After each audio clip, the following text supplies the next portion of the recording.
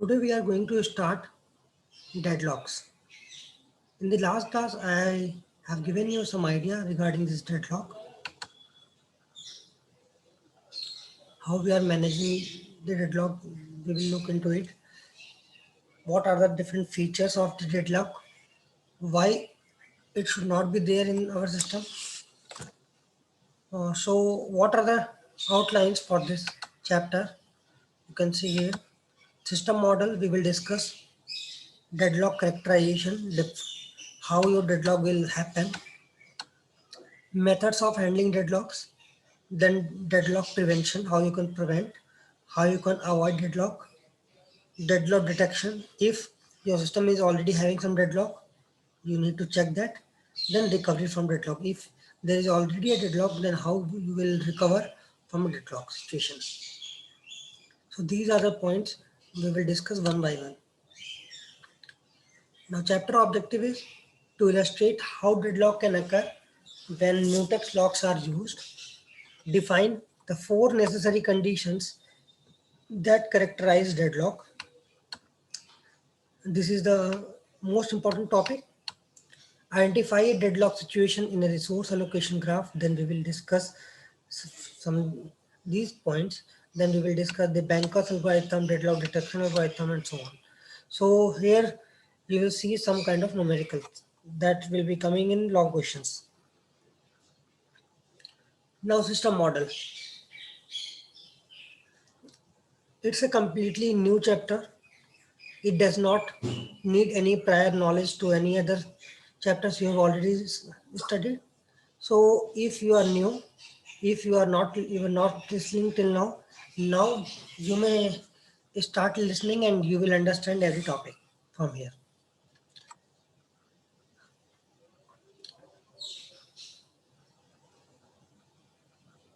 System consists of resources.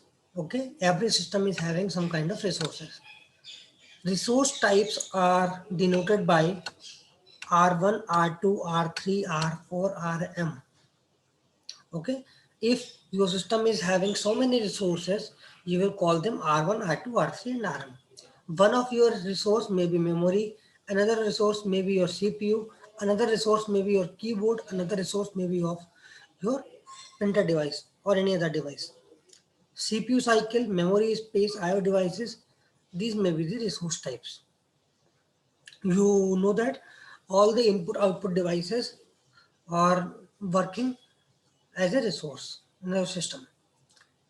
Each resource type Ri has Wi instances. Now this is the basic concept. How you will how you are going to discuss all the topics in this deadlock chapter. This will be dependent upon these nomenclature. R1, R2, R3 up to Rm, that are the resources. Then Wi is the instances. Okay, let's say we are saying that we have three resources R1, R2, and R3. Then if I am writing W1 is equal to 3, W2 is equal to 5, W3 is equal to 1. What does this mean? This means these are the instances for this resources. Instances means number of available resources, units. So in this scenario, we are having 3 R1, 5 R2, and 1 R3. Okay, like we can say if R1 is a printer device, we can say we are having 3 printers. If R2 is a keyboard device, we are having 5 keyboards. If R3 is a screen or monitor, then we are having only 1 monitor. So this number is showing the number of items for that particular resource, as known as the instances of the resources. Instances means the exact number of item. Each process utilize a resource as follows. If any process want to use any of the resource, there are so many resources. How many total number of resources are there? Three different types of resources, and total number of resources when we talk, then 5 plus 3 plus 1, 9 resources are there in this case. So whenever any process want to use a particular resource, then that process must to follow these three cases. First, process will place a request to the operating system that I want to use particular resource. Okay. After requesting, operating system will allocate the desired resource to that particular process. Then process will be using that resource. After resource, process will utilize the resource, that is known as a use. Then after utilizing the resource, it will release all the resources it is having. Suppose a process is having 1 R1, 2 R2 and 3 R3, sorry 1 R3. So after finishing, that process will release all these resources. Not only one, process will have to release all the resources it is having. Suppose we are having these much resources. Some process is there that want 4 R1, 3 R2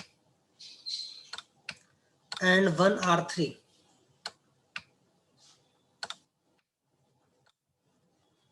And this process is requesting these number of resources from operating system.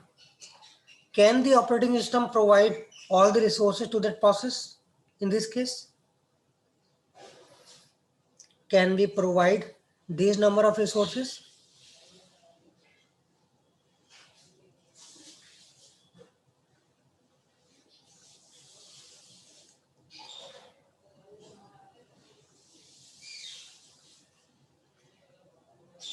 No, we cannot provide. Why? Why? Because we are not having 4 instances for resource type R1. It requires 4 resource types of R1. We cannot allocate 4. Maximum 3 resources we can allocate to any process because we are not having actually. Okay. Moving forward.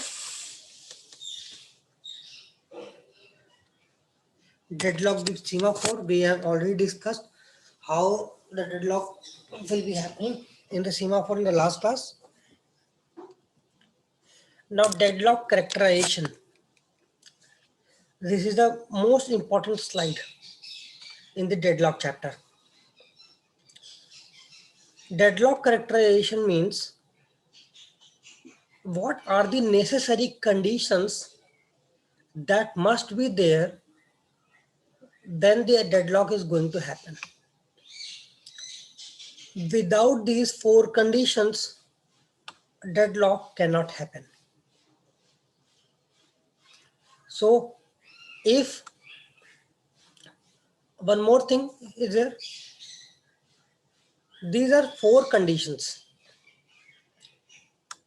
and all 4 must exist for a deadlock. If one of these 4 condition is not met, then deadlock will not happen. These are 4 conditions as mutual exclusion, hold and wait, no preemption and circular wait. If only 3 conditions are holding, then there will be no deadlock. If any one you can remove, then you are removing the complete deadlock.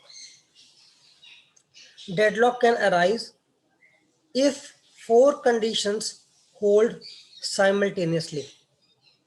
If these 4 conditions are holding simultaneously at the same time, then only you can say that deadlock is there. Deadlock is not a good thing. Deadlock you should avoid. You are going to remove the deadlock. But how will you detect that whether this condition is a deadlock or not? Then you have to check these four conditions. If all these four conditions are there, then you can say it's a deadlock. First one is mutual exclusion. Mutual exclusion means only one process at a time can use a resource. Okay, only one process at a time can use a resource means suppose there is one printer, or we can say one resource type R1, that should be non-shareable mode. Non-shareable mode means suppose we are having only one resource, three different processes want that particular resource, but all the process can use that resource at the same time. If they can use the resource at the same time, then it won't be deadlock, because everyone's need we can fulfill.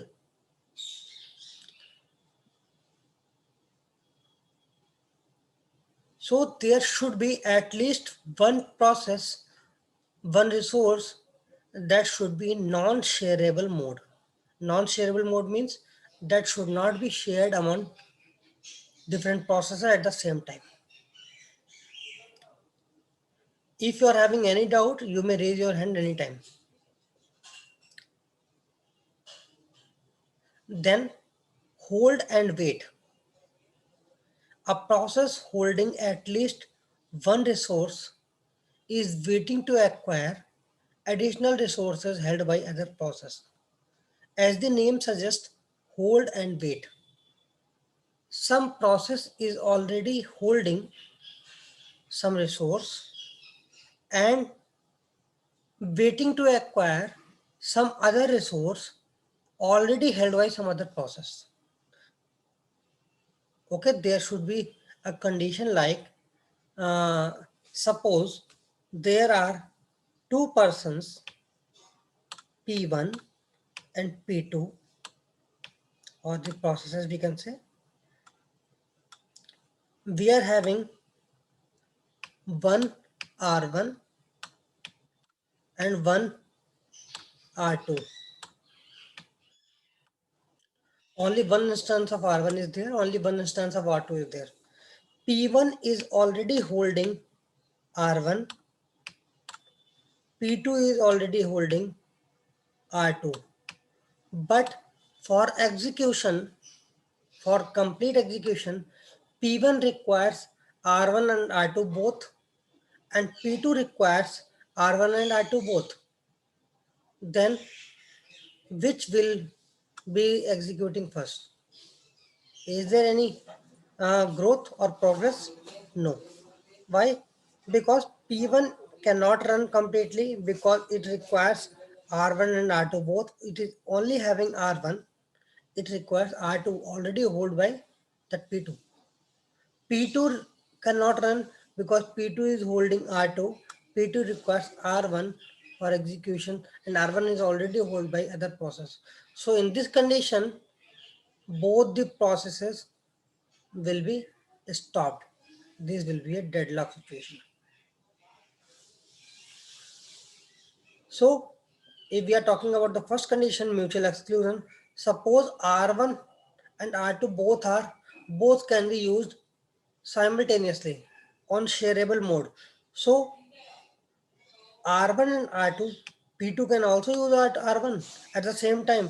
P1 can also use the same time at R2. Then P1 will be executing and P2 will be executing. Then there will be no issue. There will be no deadlock. Deadlock can arise if resources are shared in non-shareable mode and there is a condition hold and wait. Something you are holding and something you are waiting for.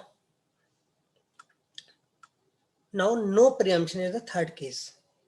No preemption means a resource can be released only voluntarily by the process holding it after that process has completed its task.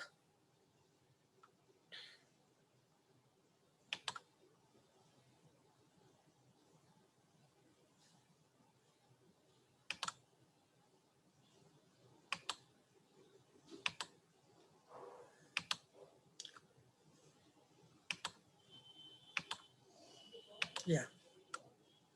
So we are talking about third case, that is no preemption. So in this case, suppose P1 is already holding R1, P2 is already holding R2. They require other things. P2 requires R1 and P1 requires R2, but this is not possible. So no preemption means no process will uh, suspend or release their resources until they are finished. So if P1 is a very good person, he is ready to allocate that R1 to P2 so that P2 can run.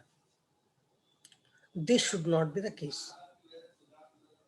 You are not supposed to release any resource until you have completed.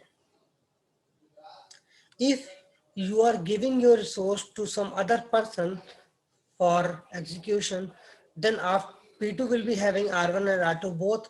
P2 will be executing. After completion of P2, P2 will release R1 and R2 both.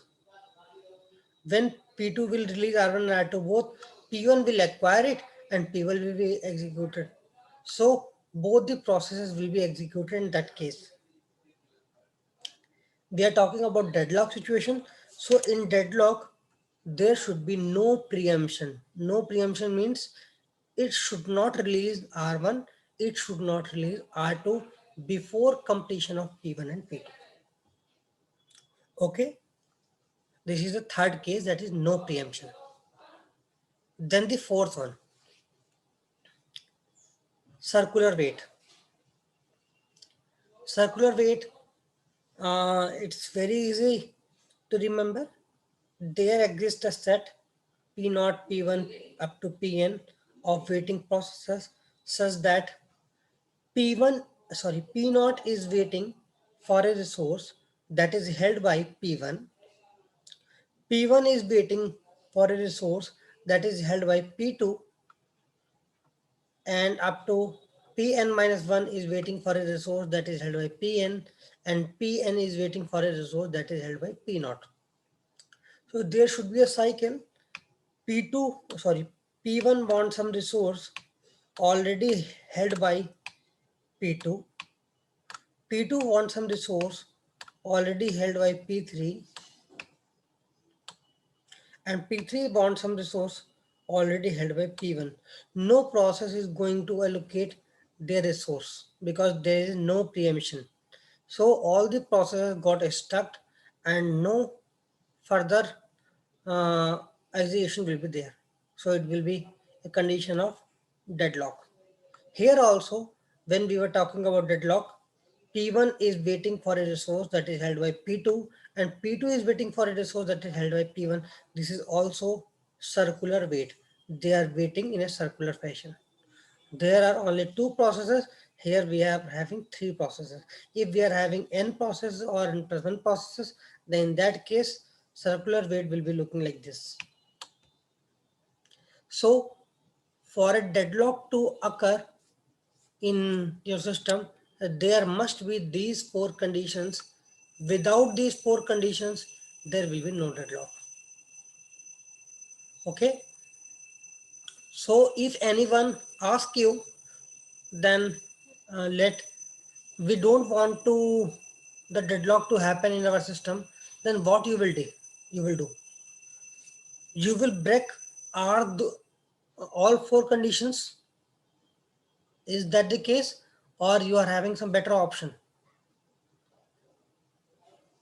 You are required to avoid deadlock in your system. Then what will you do?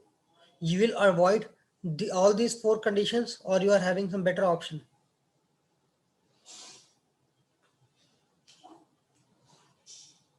you can avoid any one of these four conditions. If you are managing any one of these four, then you will remove your deadlock in the system. All these four are not required to be removed. If you are able to remove only one of these four, then it will be okay for the system, then deadlock will not be there.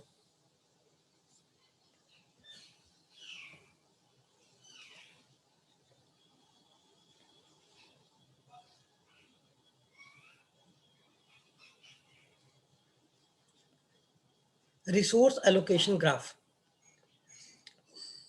This is the next topic. We are studying this resource allocation graph because we can detect uh, deadlock, whether a deadlock is there in your system or not. Okay, that's why we are uh, studying this resource allocation graph, also known as the short form RAG. RAG, resource allocation graph, RAG. A set of vertices V and set of edges E.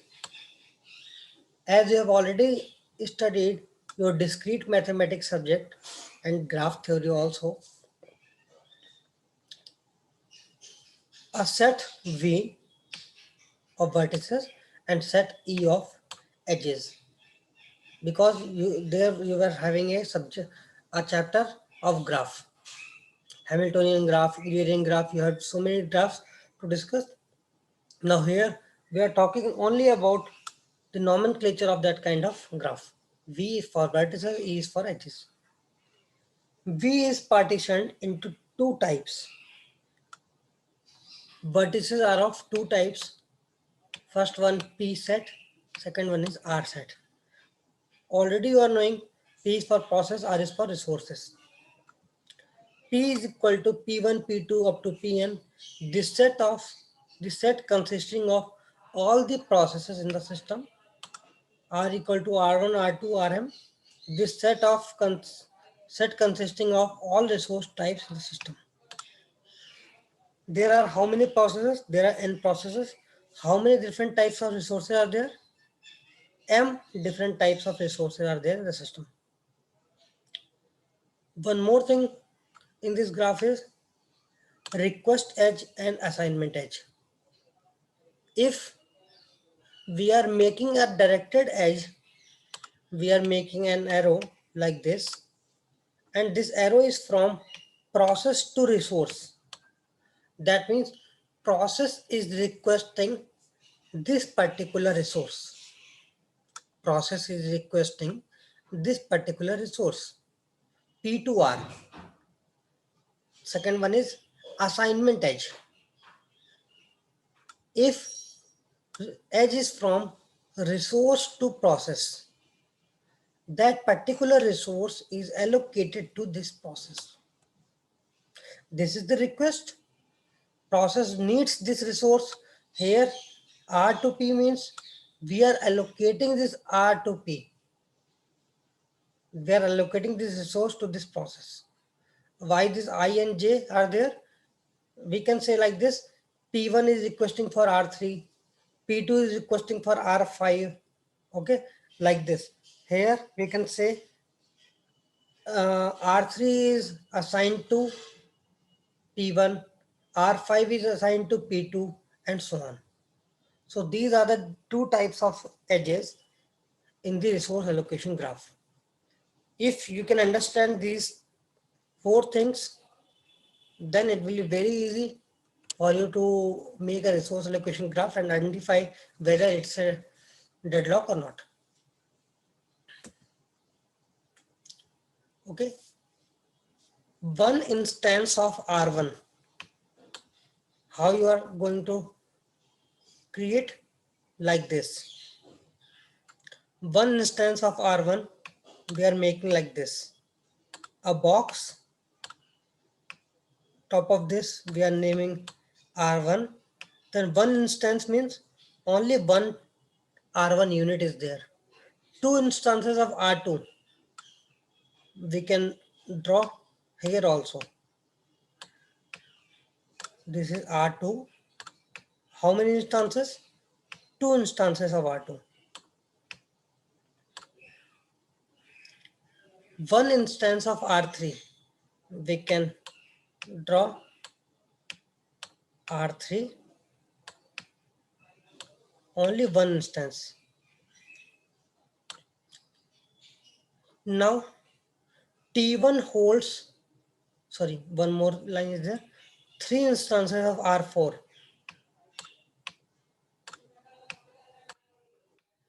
R4, three instances of there. You can draw these things anywhere, not like this. If you are making like this, then it will be okay. Then if you are making it like this, then it is also okay. Now T1 holds one instance of R2 and is waiting for an instance of R1. First we are making T1 in a circle, resource in a rectangular box, processes in a circular box. T1 holds one instance of R2. This is the one instance. Holds means R2 is assigned to T1. Holds, that means holds. T1 is holding one instance of R2 and is waiting for an instance of R1. Now T1 is waiting for R1. Arrow should be like this. T1 is waiting. If R1 is allocated, that means R1 to T. T1 is waiting or T1 is requesting. So arrow will be coming from T1. Then T2 holds one instance of R1. We are also managing T2. T2 holds one instance of R1. Okay. T2 is holding one instance of R1. One instance of R2. It is also holding R2 and is waiting for an instance of R3. Now it is waiting. So arrow should be coming from T2. T3 is holds one instance of R3. T3 is also there. It holds one instance of R3. So from these conditions, you should be able to draw such kind of resource allocation graph. This is the same graph we constructed here. Here the position of T1, T2, T3 is different. That is not an issue. Your arrow should be the same.